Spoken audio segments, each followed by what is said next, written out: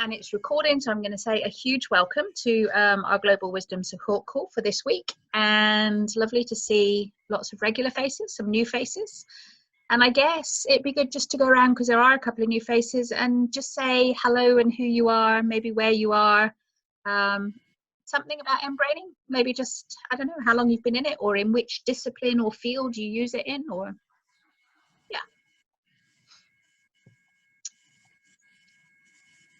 I know everyone's screen's in a different order, so it's not like saying start top left and work across, because everybody's got a different top left person. So just be brave and jump in. Yeah, I'm happy to go. Nice, thanks, Wendy. Yeah, my name is Wendy. I'm based in Dubai. I did my mBIT coach back in end of 2014. I met Suzanne on Trainers Training, January 2015. I have trained 50 plus coaches in the Middle East community. I love it. It lights me up and makes me sparkle. Can't do that right now because all in-person training is offline, which is so frustrating. So yeah, that's me, and it's great to see one of my babies on the call today. Okay, jump in, don't be shy. Who's next?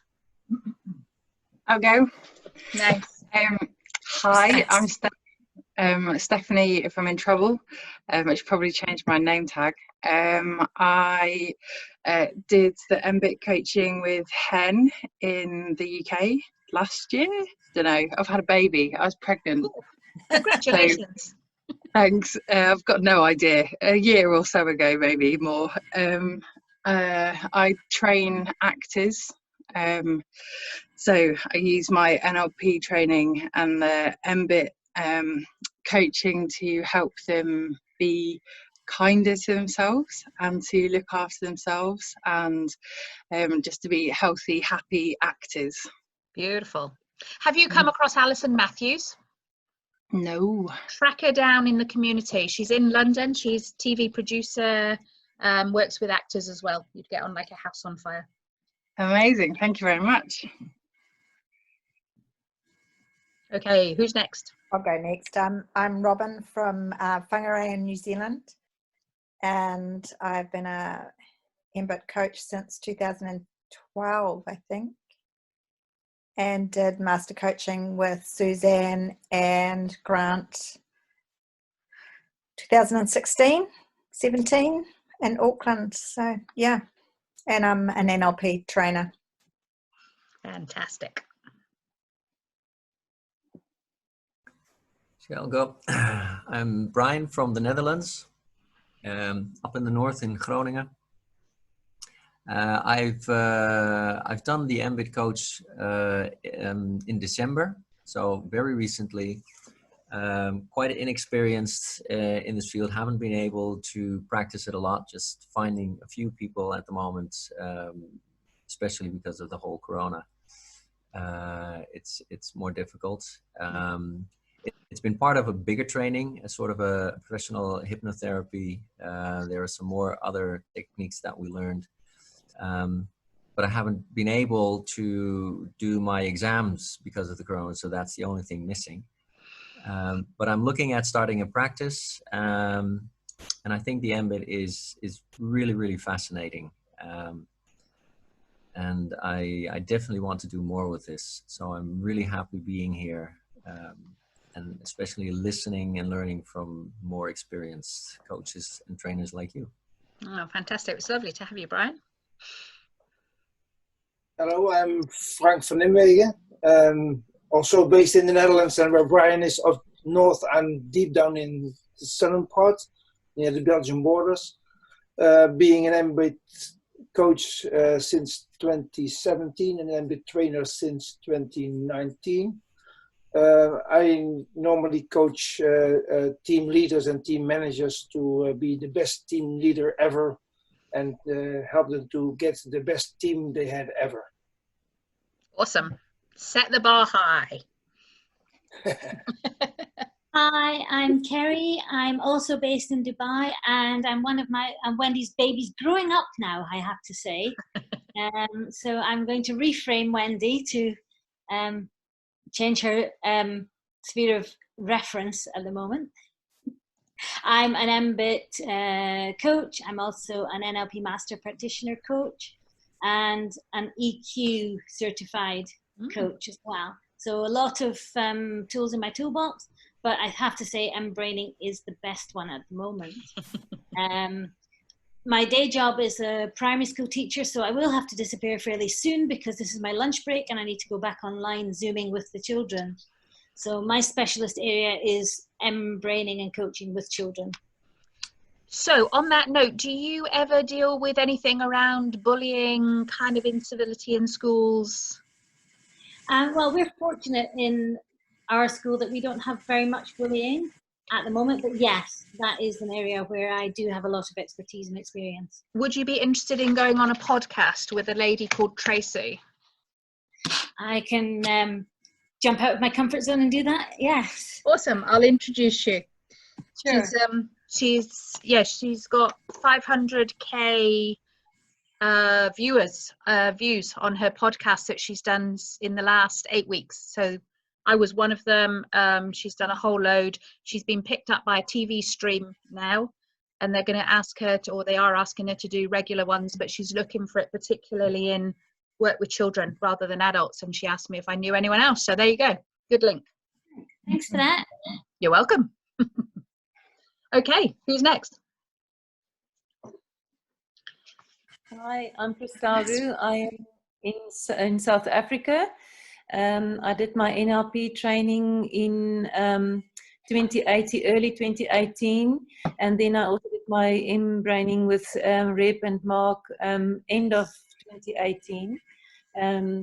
Yes, and I'm a life coach practicing from home, and I prefer this way. So I'm an extreme introvert, so I'm comfortable here, and I love to have the clients come to me. And I haven't really gone into the business training yet, into life coaching in the business area. So that is something that I need to explore as soon as that's possible after this lockdown. Thank you. Awesome. Hi, I'm Steph Carson, and lovely to have another Steph and Stephanie. It's not very often you meet up with other folk, and I get exactly what you mean about the Steph and Stephanie bit and the parents. Absolutely. I'm based in Harrogate in the UK, and we have blue sky and sunshine right now, which is glorious. I trained with Dara to do my mBIT coach last year, and then master coach with Suzanne in July. I was also set to do my reviews of coach, master coach this year, and then do my trainers in July. I think that's all pretty much knocked on the head. So it's about rethinking some of that. I think mBIT has just been life-changing for me personally, and also in terms of the people that I've been working with. It tends to be, I think it's so embodied now. I don't think I can separate it out in terms of there are mBIT sessions. It's just with any group, some of it is just in there, and I don't even realise that I'm doing it. So I don't think I can say there's a specific session or group. I do a lot of peer leadership academy work, or usually without the virus around, and it's just in there. It's not something that I make a point of. It's just the language that I use. The approach, it's just part and parcel of how I do things now, plus some one-to-one coaching. We love it when it becomes MBing. Yes. Okay, last but not least. Hi, I'm Angel. I'm also from the Netherlands, also from the southern part, but then near the German border. So, we'll well spread over the Netherlands, I believe. I did my mBIT coach cert in 2018, and then did the master in 2019 with Suzanne and Wilbert, and did my trainers in just now last January, so fresh in that. So I'm always looking forward to this kind of meetings to just learn from each other and get some inspiration and ideas of what I can do next with mBraining. Fantastic. Well, it's lovely to see everyone. And we've already got our topic, right? Our topic is all about scopes of practice and what's therapy, what's coaching, where do you sit? And I was thinking about how I set this up tonight, and I want to set it up with a pre-frame to say I haven't got all the answers, right? I don't think there is such a thing as this is one and this is the other and it's clear cut. And if you listen to everybody's introduction, some people have got master coach as well. Some people have got trainers as well. Some people have got NLP master as well. And I think there's so much that it depends on what are the qualifications you have, what are the skills you have, what experience you have. However, I think it's a really valuable topic to bring up, because for anyone, Christelle, like for yourself, when you're thinking of, you know, setting yourself up safely and being really clear where your scope of practice is and where it isn't is really, really key. So I'm really happy to have the conversation. I said to you that I had written an article in Worldwide Coaching magazine, and I've printed that off. I've got it in front of me in case anything of that is useful. And we can always share that around afterwards if people want it, just email me and I'm happy to share that copy with you. So yeah, I'm going to open the floor really and say, you know, what occurs to you? Where do you want to start? Do you want to start with what is scope of practice in the first place? Or do you want to start with what are some of the definitions of therapy and coaching and how they might differ? What bodies you belong to that might have quite specific definitions that you have to work within? I'm going to open the floor up. Who wants to start off? Let's have a conversation. Can I just jump in here? Suzanne, just when it comes to, let's start off with the scope of an mBIT coach and an mBIT trainer and mBIT master coach, because thank you so much. Yesterday on Facebook, I posted, because it is International Coaching Week, and I posted something sort of very happy to share, and Suzanne sort of jumped in and said, yes, isn't it great when at trainer level it's like, oh yeah, whoops, sorry. So I think it's just good to clarify that, because there is still confusion around, as a coach, what you can do, and as a trainer, what you can do. Oh, wow. I can't believe there's still confusion. To me, it is so very, very clear. An mBIT coach is licensed to coach. That means they can use the material, like the materials and the techniques within a coaching framework. Now, that coaching framework might be individual, it might be a group, it might be a coaching conversation, but it's coaching. A trainer, and one of the biggest benefits of being an mBIT trainer is you can then use that material not only to train other coaches in mBIT, but to use that material in other trainings. So for example, I do a lot of work in stress and anxiety. I could design a course that is about stress using the mBIT materials as part of that. All I have to do is negotiate a royalty for using that material. And it's, you know, it always was. Grant always did a really generous, you know, minor royalty, but a representation that you're using his materials. What we've seen over the time is sometimes you get a coach saying they're running a workshop, or, you know, they're giving a big lecture presentation, they put some of their slides up and it's clearly using mBIT materials to teach other people about mBIT. That's outside of your scope of practice. So to me, it's very clear, and I struggle that people struggle with it. Okay, for me, it's, you know, I hosted a webinar introducing coaching multiple brains, I think I called it. And so it's just putting it into the context of what coaching is, where mBraining fits in that. Yeah, so if you're an mBIT coach and you want to go and talk at a network event or a whatever about your coaching, and within that you want to say you're an mBIT coach and mBIT coaching is about using the multiple brains, great, go and tell the world. But what we don't want you doing is then talking about the roadmap and the foundational sequence and the prime functions and all of this, the detail within it, which becomes teaching them about how to do coaching rather than what coaching with multiple brains is. Yeah, I included a guided process. But you're a trainer, Wendy, you can include what you like. I know, but my, you know, But when I shared it on the mBIT international coaching group, I was thinking that, you know, people can just pick this up and share if it helps them, if they want to rebrand it, whatever. Because I didn't feel there was, I thought it was sort of sharing at the coach level, introducing what coaching multiple brains could look like.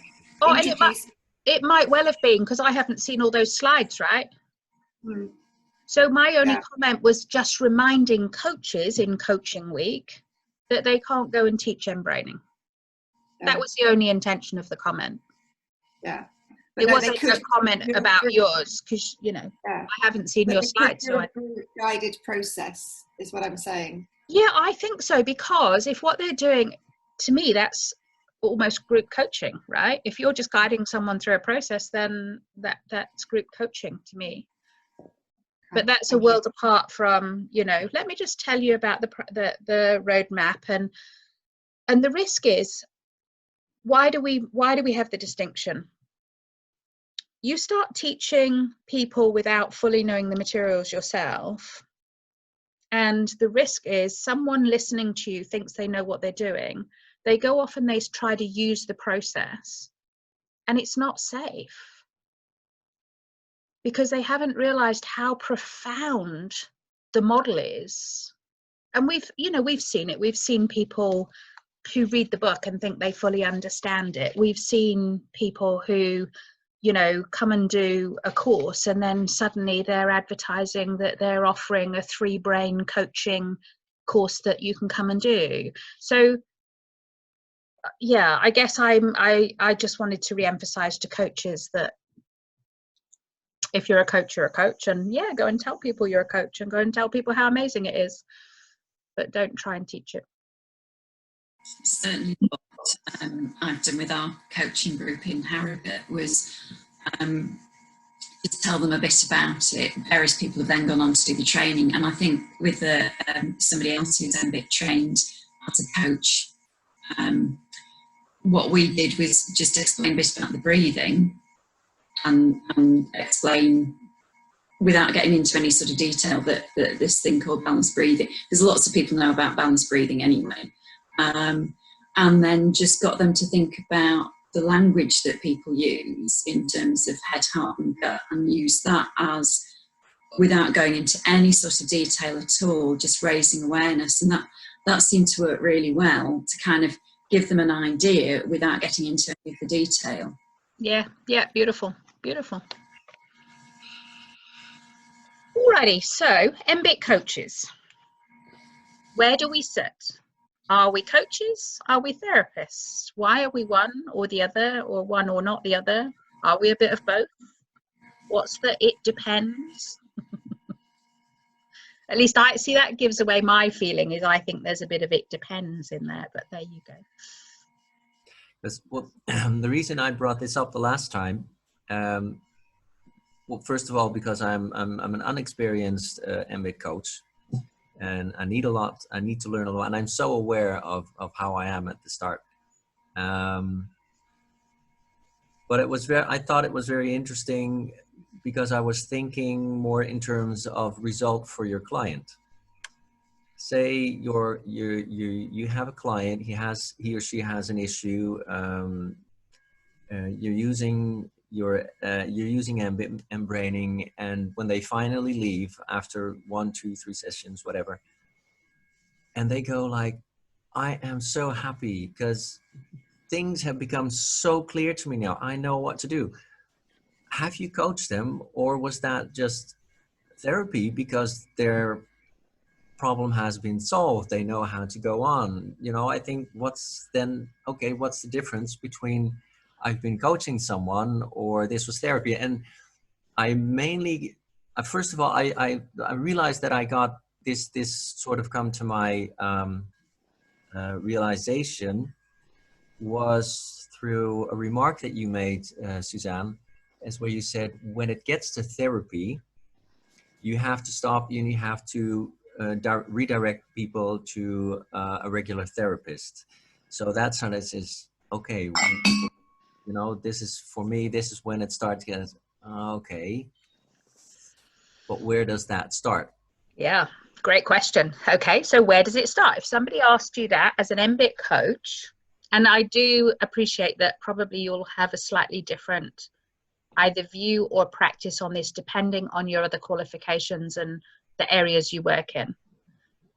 But how would you answer that as an mBIT coach? When, or let's go personal, when would you refer somebody on for therapy or something more than you can offer? Or do you not? Do you just handle everything that comes? I'm saying that, I'm shivering. I'm like, please don't tell me you do.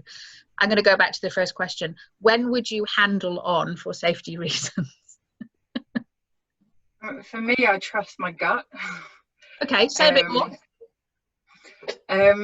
So I work with actors, and let's face it, most of them should be in therapy. So it's very dodgy ground.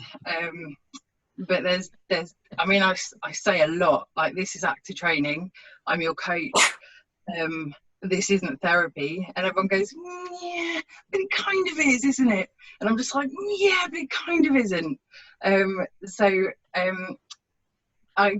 There gets to a point with people where I kind of go, okay, my gut is saying that you need something more than I can give you.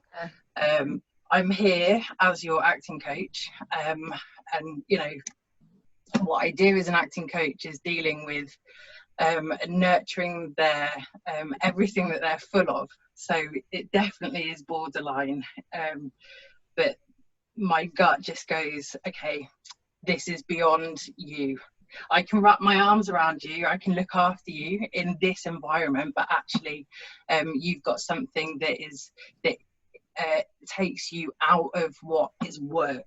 Like, right now you're in training because it's work, and actually you need something that is not about work. At which point I go, so if it was, what would be not work? So I'm anxious. All right, okay, let's make it real.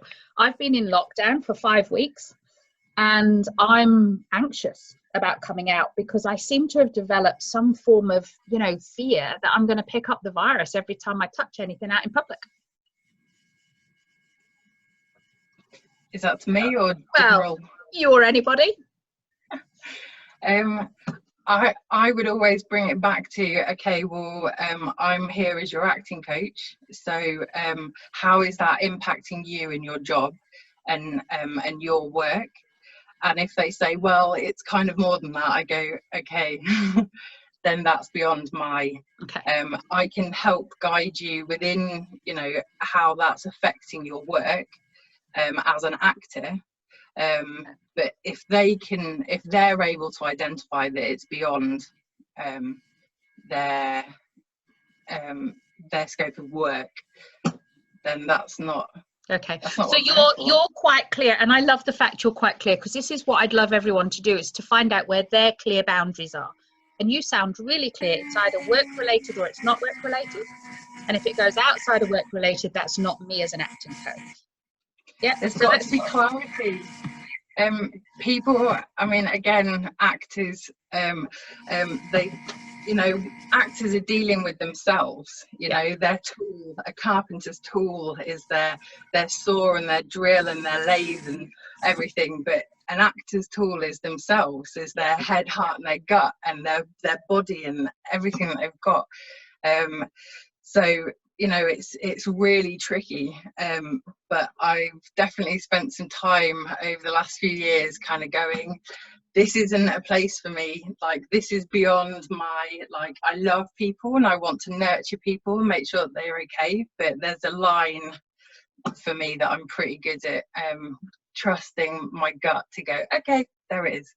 Brilliant. Okay, so I love that, and I don't want to influence that in any way, shape or form. And you may want to close your ears at some point in the rest of the conversation, because I suspect there will be other people who don't have the same boundary marker. Okay. Yeah, I think the boundaries that are important to me. First of all, I work in the sphere of schools, and I work in the sphere of child protection, as well as the sphere of coaching. So I often have to get permission from parents for coaching sessions anyway, because the children are under 17. And I usually check in with the initial conversation we have, with the coaching agreement that I give them, and with the general conversation in context of school or out of context of school. What is it that they want and how they see the conversation, but I have to get it in writing, signed, that they know that I'm not a medical practitioner or a therapist. Beautiful. So there's a lovely context related consideration that in some contexts you've got additional legal requirements that you need to abide by. Beautiful. Okay, beautiful. And I love the kind of implied presuppositions around consenting and clarity about what it is and what it will cut, you know, great, fantastic. Okay, anyone else? Suzanne, I think at the moment, being scared of going out is a normal fear. It's a fear that's not necessarily how do you call it? Sorry, my English is not that specific. Good. It's not really a psychological problem that's always there in the person's life. So it's something that a lot of people have at the moment. It doesn't mean it's yeah. Okay, so I would explore that with that person first to make sure that, is this just a normal thing that everybody is experiencing, a normal fear, or is it something that's got a psychological underlying thing in that person before I would refer that person to somebody else. Just to clarify that for me. And if I can just also mention, I had a client that was diagnosed with schizophrenia, and he wanted to come to me, and I said to him, I'm not a psychologist, I cannot help you with that, but because of a lot of drug abuse, it went over into schizophrenia. And so what I did with him, what was very beautiful, is I got him to a place where, with the inbraining, where he forgave himself for having put himself in this situation, and in this place where he is in his life. And I also helped him with sorting out his relationship with his family, but I didn't go anywhere near trying to sort out his medication that he was on, or whatever he was doing in terms of that. So it worked beautifully. So I don't know if that's overstepping the boundaries, but I clarified it with him before the time. I'm only going to be your coach. I'm only going to help you with life issues. And this is what I can do for you. And I also, you know, told him he must go back to his psychiatrist, but what he did. But I don't know, the psychiatrist normally just helped him with the schizophrenia part, and not with the life troubles that he was in, with finding work and getting his mind to just work properly again, and being in a good place with his family as well. Yeah. So I'm certainly not here tonight to say that is right, that isn't right, right? I'll give you a personal perspective. Happy to do that. And my personal perspective would be, I personally wouldn't touch anyone with schizophrenia. Mm-hmm. Even if I was trying to compartmentalize it off and do, you know, whatever it is that's over here that is a life event, I wouldn't, because I think it's,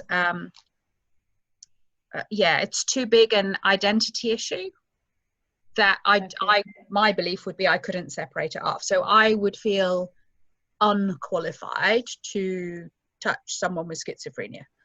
And drug, you know, if there was alcohol or drug addictions in the past as well, that's outside of my scope of practice for sure. Just my personal view. Yes, yeah, that's good. I think it's very interesting though, Crystal, how you managed to do help him at certain points, besides the help he's getting. So I was wondering, as you were talking, and your view as well, Suzanne, is it's very interesting. Personally, I think in the most ideal situation, you would go to a psychiatrist and this says, listen, how can we work together?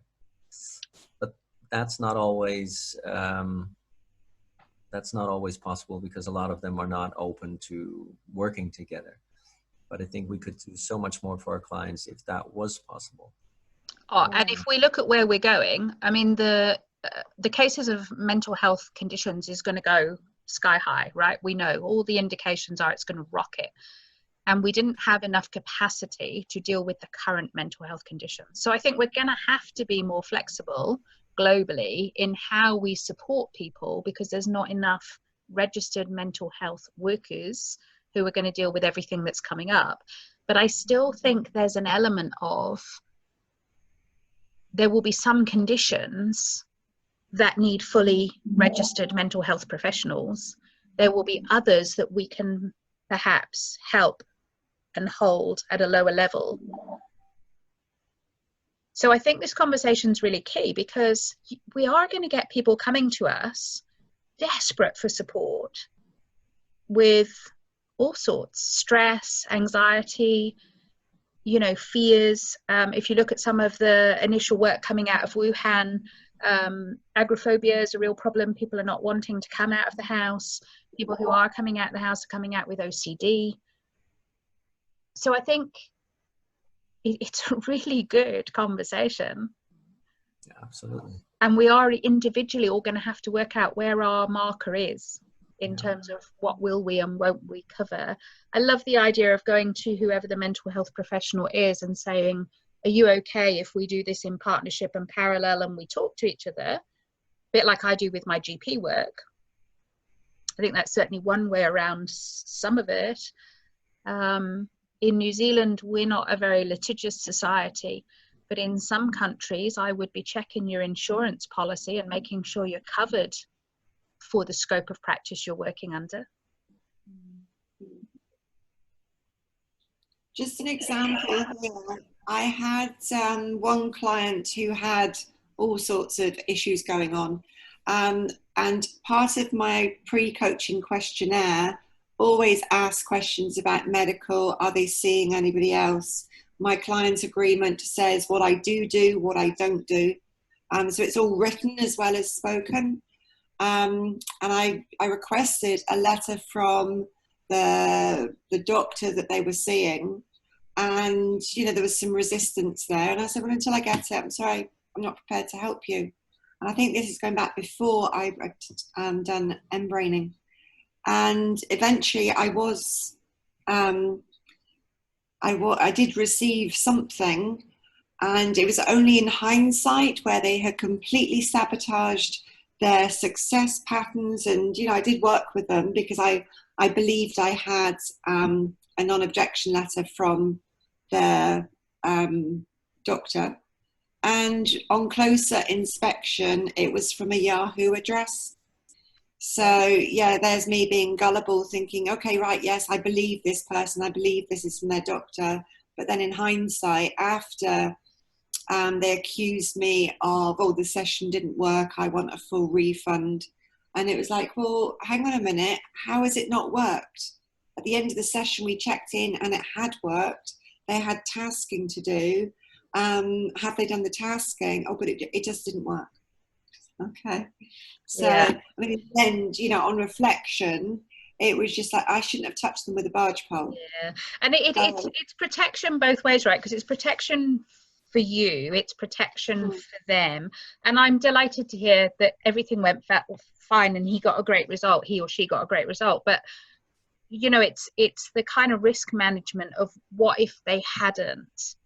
And with multiple personality, which is, it keeps changing name, and it's now multiple identity disorder. That's kind of what the current term is. Which identity were you coaching? And what was happening to the other one?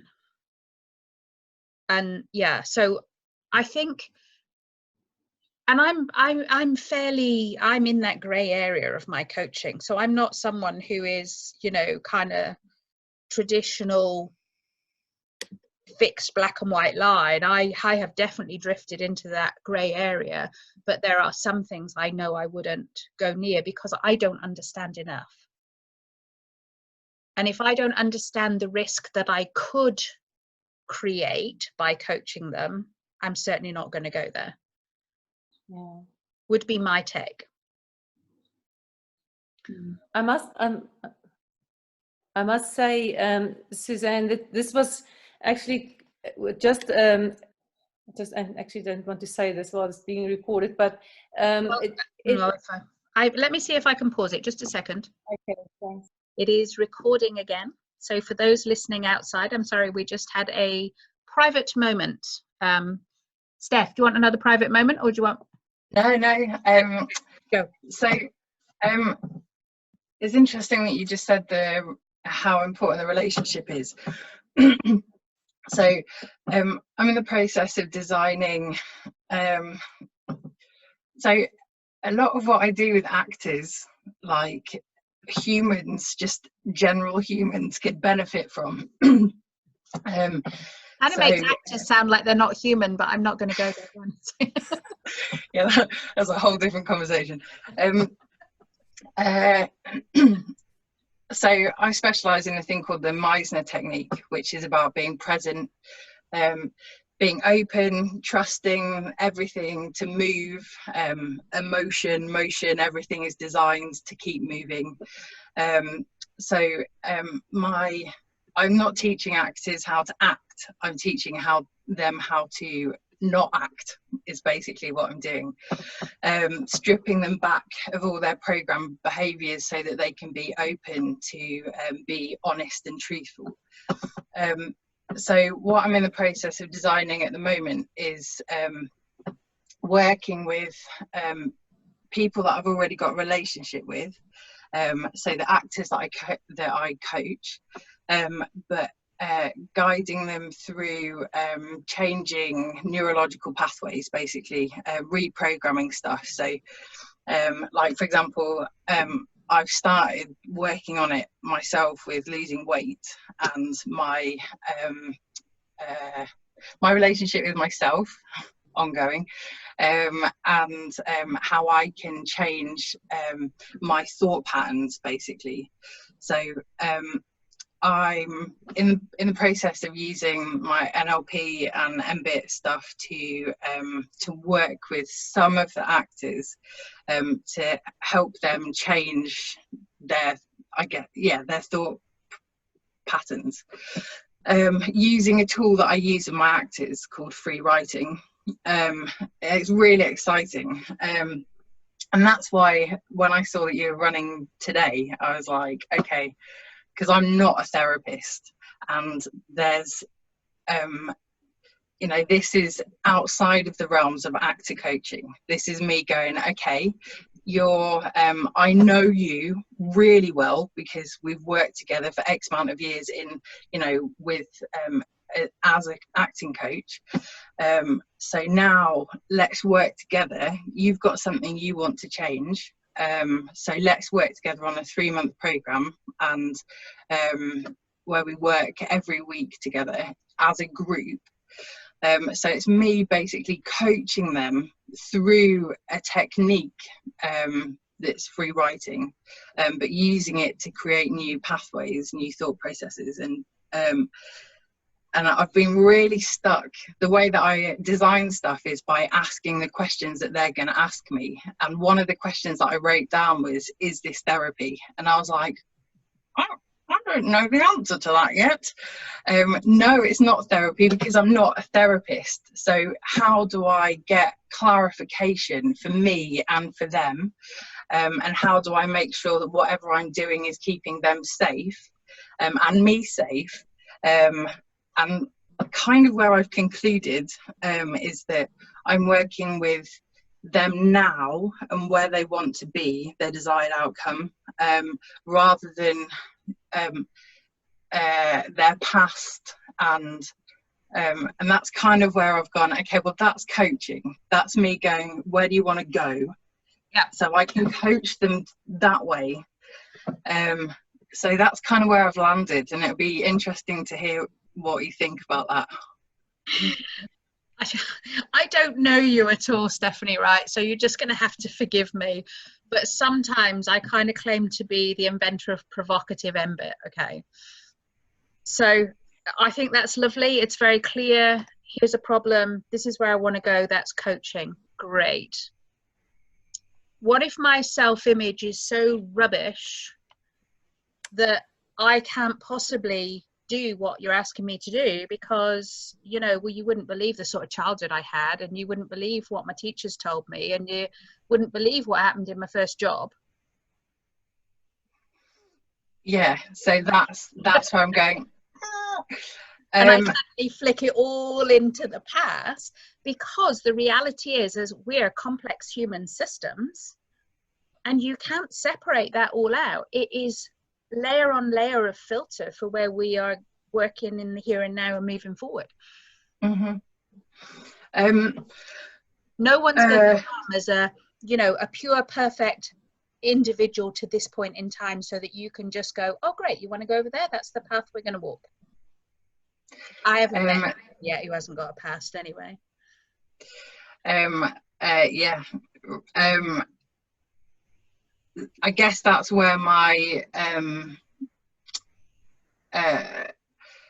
I mean, I'm confident in my ability to keep bringing them to now, because that's what I do with actors. Like, that's all they want to do. They want to say, yeah, but when this thing happened to me, I'm like, that, okay, and I'm totally hear you, but let's bring it back to now. Like, I mean, that's what I spent 10 years doing. So I'm confident in my ability to keep bringing people back, because my job is. What if sorting out whatever that was is exactly what will help them? Wendy, you got your hand up. Come on, let it not be my voice at the time causing.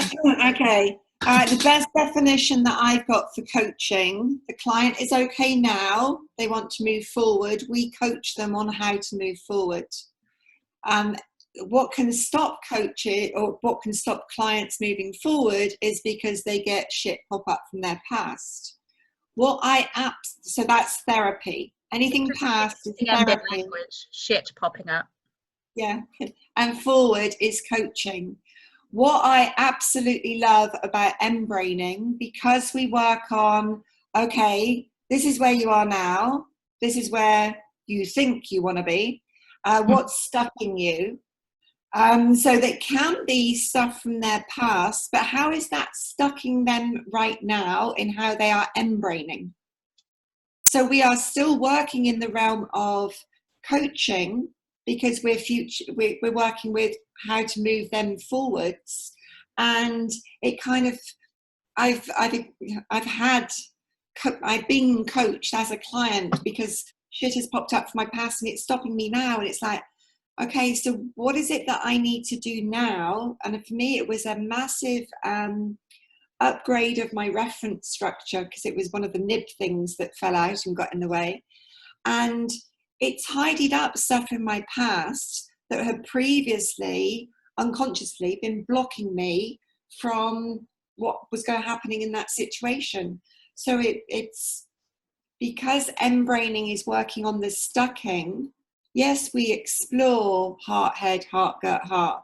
And it's the nibs that come up are often old patterns of behavior from previous blah, blah, blah, whatever, life happenings, life events. So from what you've said, you can say, well, yeah, but how is that stopping you now? How is, whatever that's happened in the past, how are you allowing that to block you right now? So for me, you're very much in the coaching space. Does that make sense? Yeah, it does. I love that. It's so, you can so kind of see different models and maps even in the way people describe what they're doing. It's just lovely. I'm right back to the first, right? There is no one right answer. And I'm not going to give the answer to this because there is no answer, but I'm curious for people who were here last week when we talked about the work at the gut level and working with the inner child at the gut level. How does that fit with what Wendy just said? Yeah. My passion is going back into, I must just say, I studied psychology. I've got an honours in psychology, and I did counselling also for Lifeline. So my passion is actually getting people unstuck. Yeah. So for me, up to now, and I'm going to, Suzanne, I don't know, I'm going to do this how you do it now, but up to now, my passion has also been timeline coaching. So I go back into the past and I go and sort that situation out. And what's wonderful about it is it's sorted out and it's gone with the timeline therapy. It's such a beautiful process. And I want to talk to you later again, Suzanne, about this, how you do it your way, because I'm very interested in that, and I feel I don't have enough information yet. But as a coach, for me, I want to help people get unstuck, and then actually I want to pass them on to another coach that can do the goal setting and all that stuff. That's not really my field that I'm interested in. For me, it is about getting people free so that they can move forward. I don't know.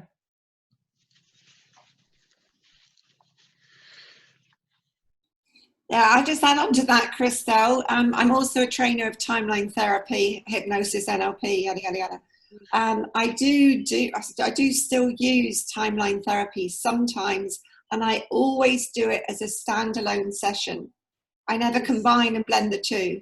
And I say, well, we could tidy that up. Let's book a separate session, do the timeline, and then next session back into coaching. So I think it's just being clear on, I don't want clients to think that embraining is timeline, or, coaching is coaching. It's always future pacing. That's how I sort of define it. And for doing the timeline therapy and then taking those learnings that they get there and really to integrate it into them, into their heart, into their gut, into their mind. So for me, it's just a flowing process. I have actually done embraining above the timeline, now I think of it. But you don't fix them, Wendy. Yeah, I lied. Yeah, there was a block, and I just did embraining, went through the foundational sequence, and the learnings were amazing. And she came back to now just all glowing and sparkling around the edges. So yeah, I lie. I mean to keep them separate, and sometimes you just do whatever comes up. I like to share something about my own training that we've had, because I have a trainer and I'm really, really happy with this guy. He had his own experience, but he is very, very much into integration of different kinds of possibilities of therapy and techniques. Not in the sense of mixing them all up together, but like if you're in a session with someone, the basis for my training was hypnotherapy. But we have the mBIT training, which is, course is integrated in the courses.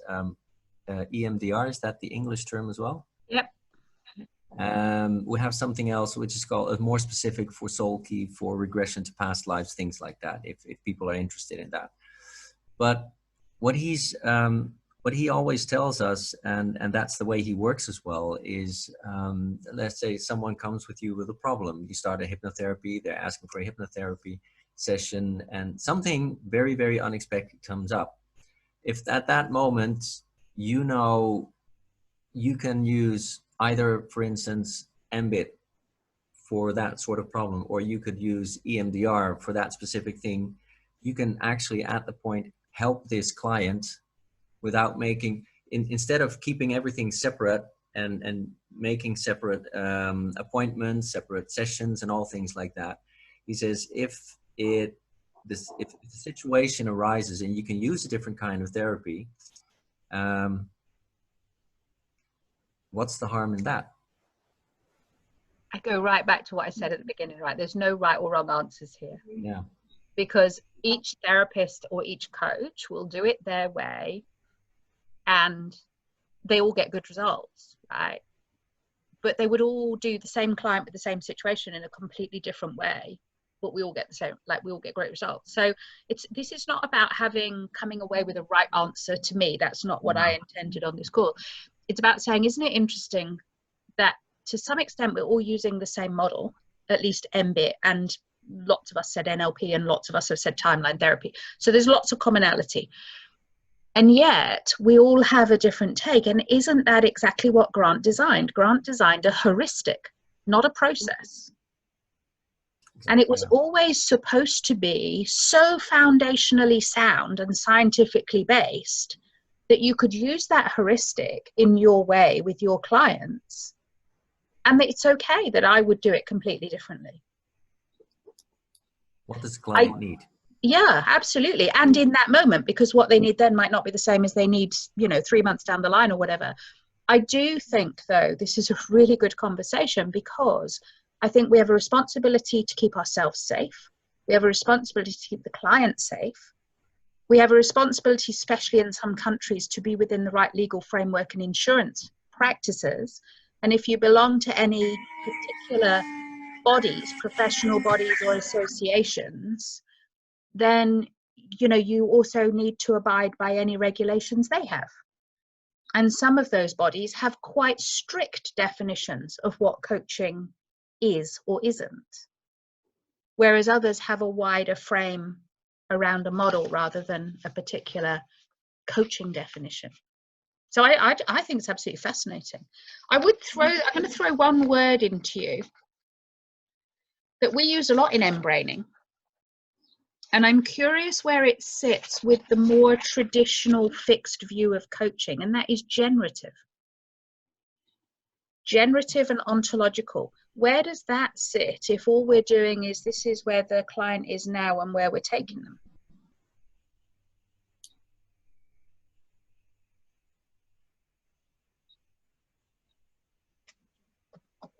Ooh, that's kept you quiet. Yeah, I need to go to Google. How did we ever survive before Google? Wendy? Okay, I think this is, coaching is future processed, but mBraining, because we're exploring multiple intelligences and we're going to that emerging outcome. So this is generative, so it takes you to a different place. So it's how you are being and doing, moving forwards with this, these extra wisdom. So, the old traditional coaching is this is where you are, this is the goal, you move forwards. It's now the emerging outcome, because you're no longer wanting what you thought you did, because that was just a head-based. And so it links over and falls into sort of all areas of life on how we are being and doing and mBraining ourselves in new ways, which falls out in other areas. So that's the generative and ontological shifts for me. Anyone else?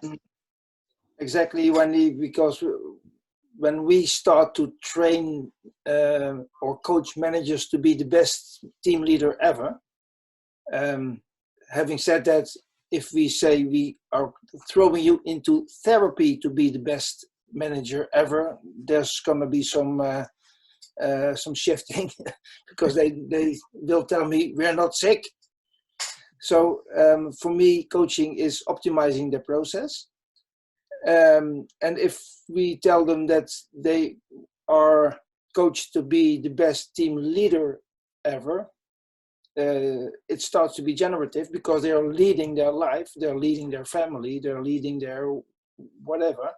So if you do that process in leading your team better, you can lead everything better. So it's process optimization.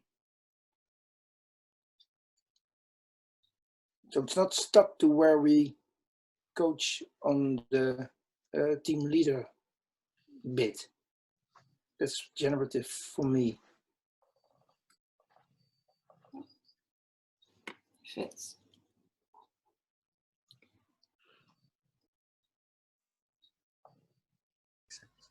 Anyone else for now? Come in and say anything, raise another question, raise another issue. If not, I can throw in a few juicy ones.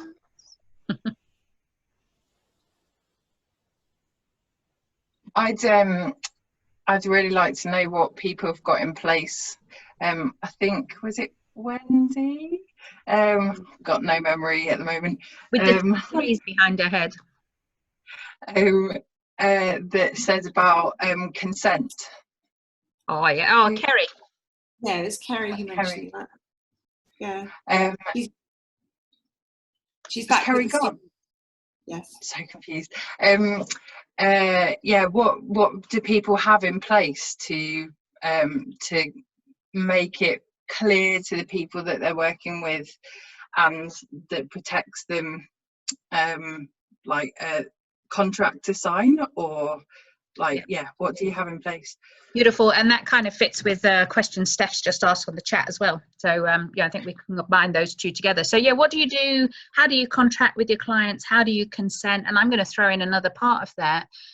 If you've consented for something and then something else comes up in the sessions, how do you re-consent along the way?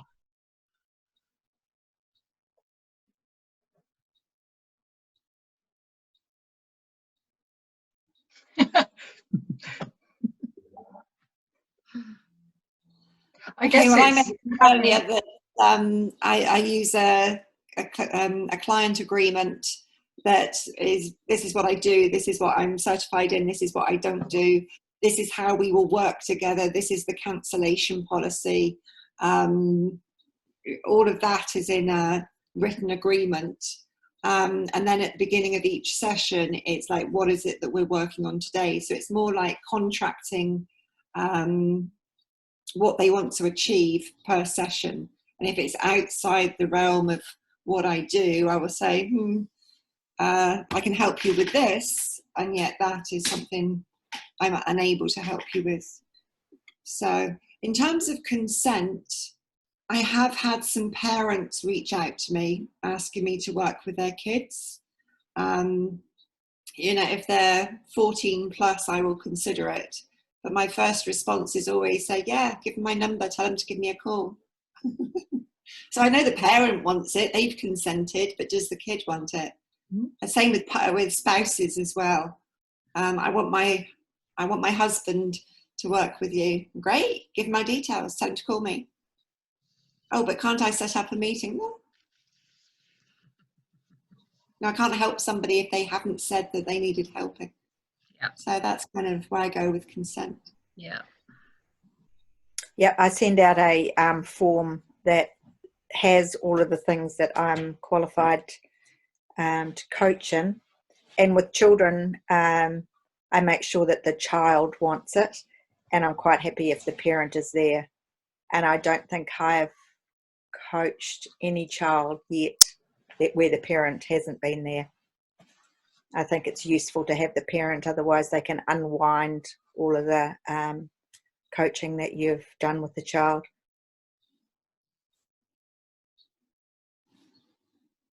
I had one request from a father wanting anger management for his son. I think his son was 8-9 years old. And my first question was, okay, perception is projection. Is there any anger issues in you? And he just said, well, yeah, reminds me of me as a kid. So I said that, you know, if it's the environment that is could possibly be causing this, I'd work with the whole family. So I did a couple of sessions with the whole family, and it was lovely. Nice.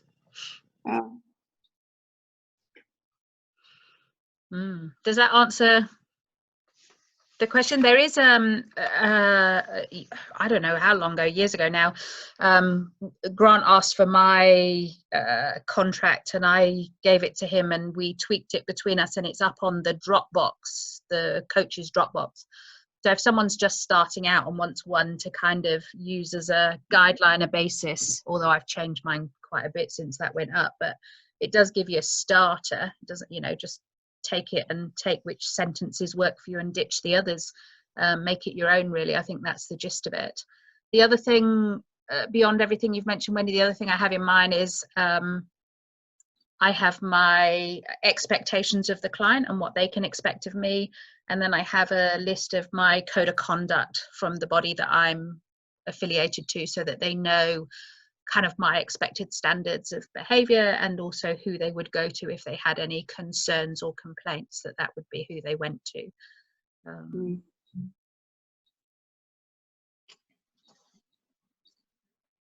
Thank you. The other thing that it's worth considering, especially if you are going to delve beyond absolutely strictly traditional coaching, is whether you request a medical form and then how extensive that is and what you ask of that. Yeah.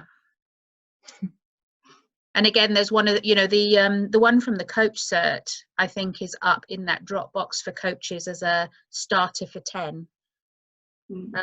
One thing I do, which I will share with you, and I have quite a different kind of scope of practice, so I guess it might be less necessary for some others, but one of the things I do when I do the intake form on that first ever session, I check that they filled it all out, and one of those questions is the name of your GP and their number.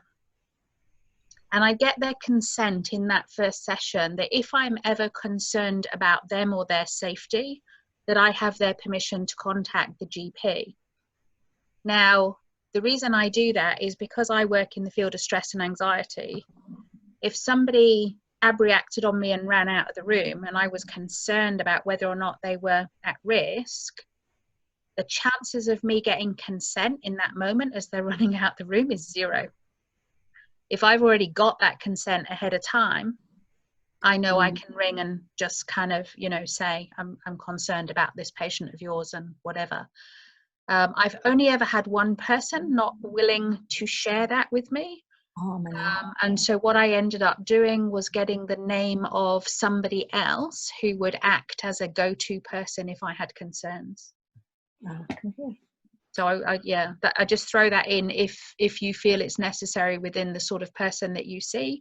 For me and the sort of person I see, I feel that I need that bit of backup. I've never had to use it, but I have it on the form.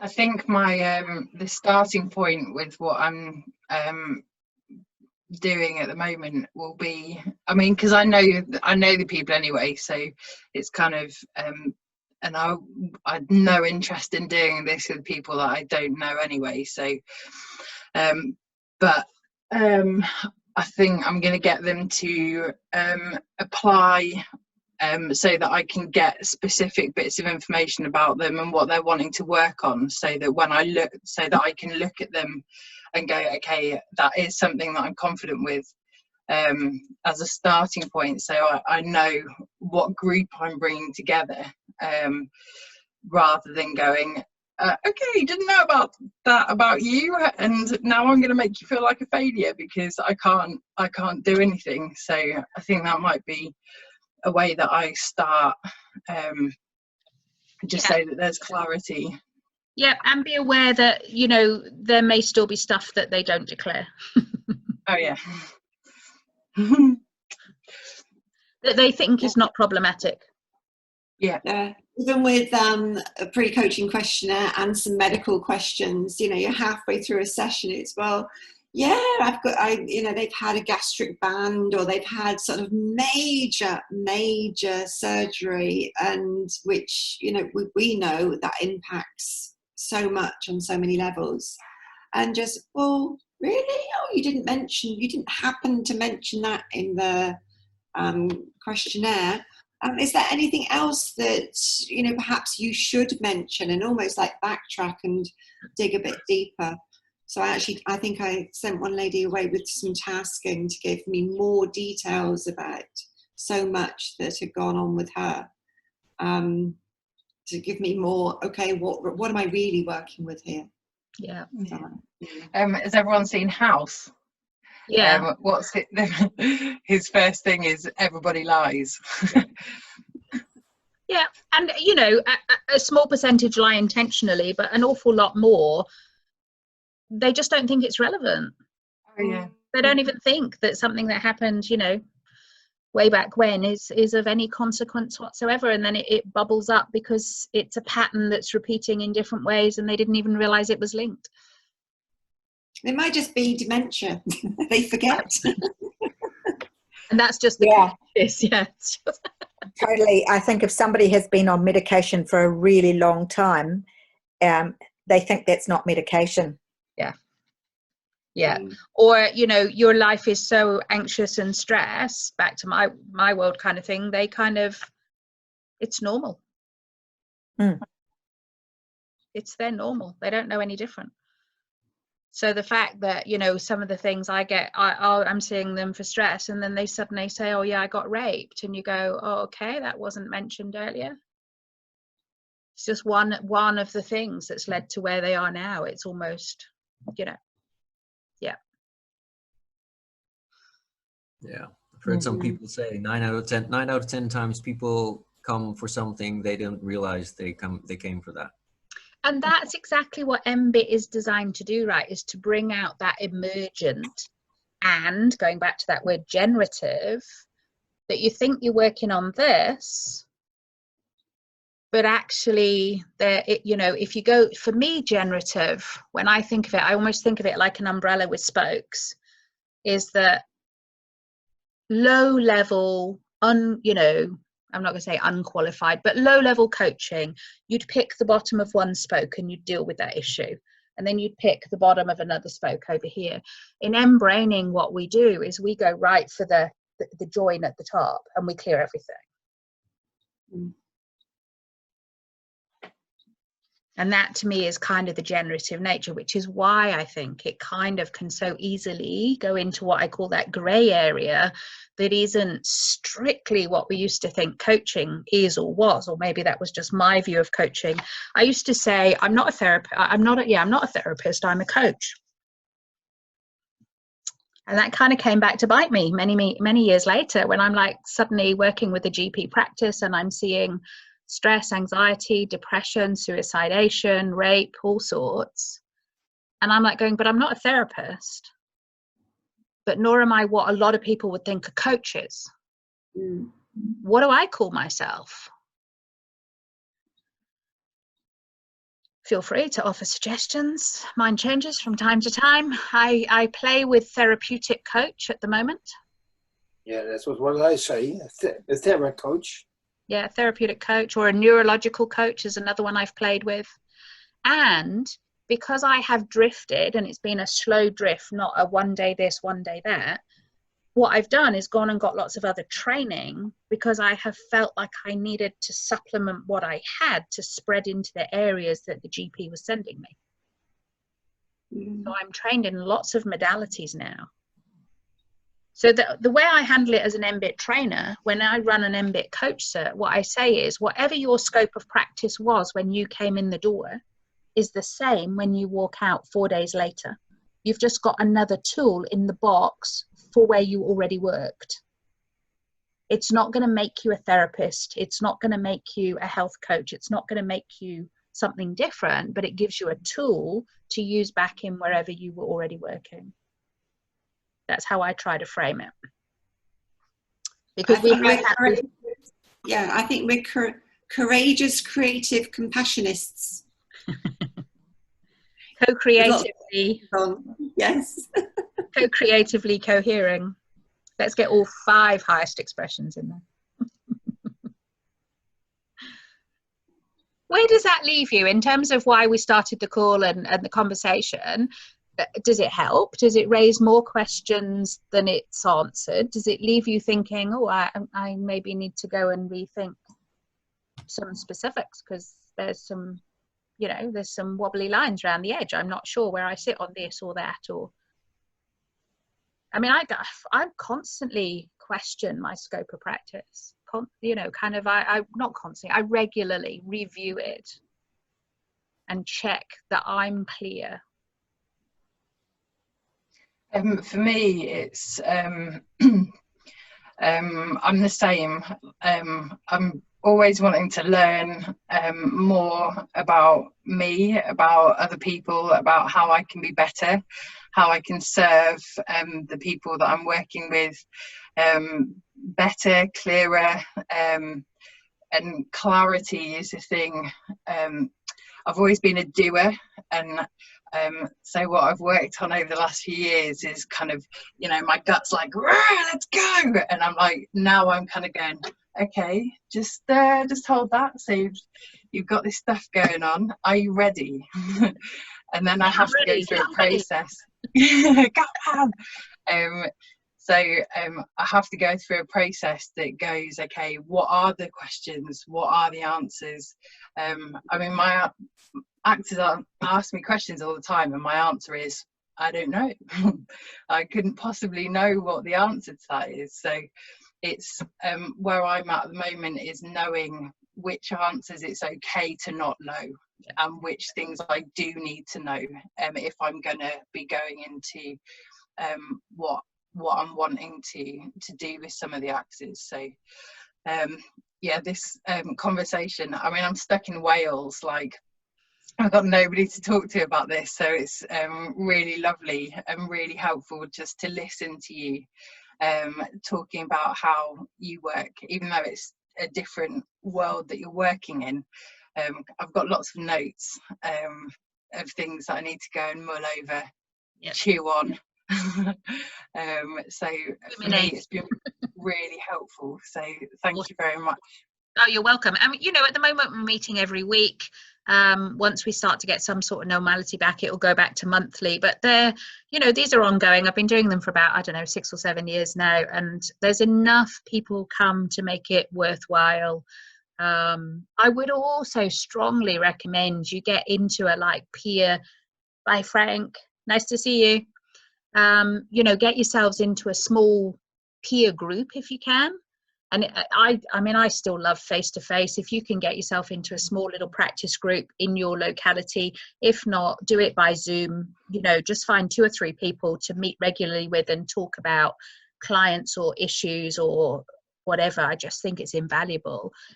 And I strongly, you know, believe in supervision for what we do.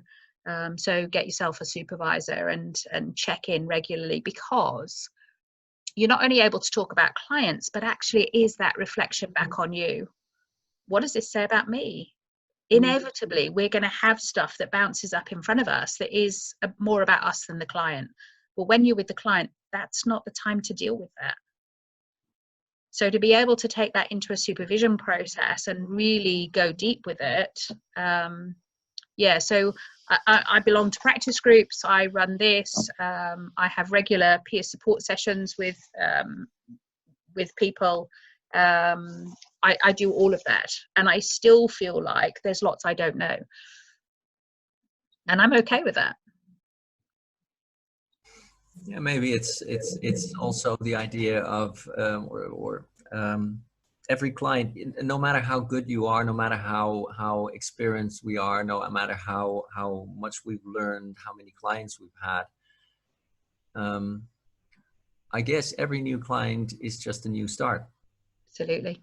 Every time again, and as long as we keep not questioning, but open to ourselves from, hey, this might be something new, and I might just stumble onto something that where I haven't been before, is what will keep us sharp, what will keep us on edge, and therefore is what will keep our clients safe and what will keep us safe.